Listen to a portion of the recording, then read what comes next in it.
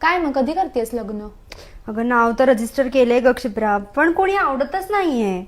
I know, आणि म्हणजे मला अशी 8-10 मुलं बघून नाही करायचं यार. म्हणजे I need to see some more options. Of course. हे बघ, आत्ताशी आपण 25च वर्षाचे आहोत. तेच. जुळेल आपलं.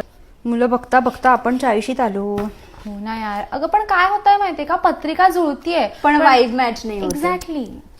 पण आपल्यापेक्षा मुलांचा पगार जास्त असावा ही अपेक्षा करणं काय चुकीचं आहे? असायलाच हवा तो. हे बघ, अजून 10-15 मुलं बघू, आपलं नक्की जुळेल. आरामात जुळेल. जुळलं का ग तुझं? अगं एक मुलगा आवडला होता मला, पण त्याची उंची जरा कमी आहे ग. अगं बाई, आता मरणाला टेकली ना तू. उंचीच काय घेऊन बसली? थांब, तुला जरा फोटो दाखवते त्याचा. हे बघ, हे बघ. ए, चांगला दिसतोय ग.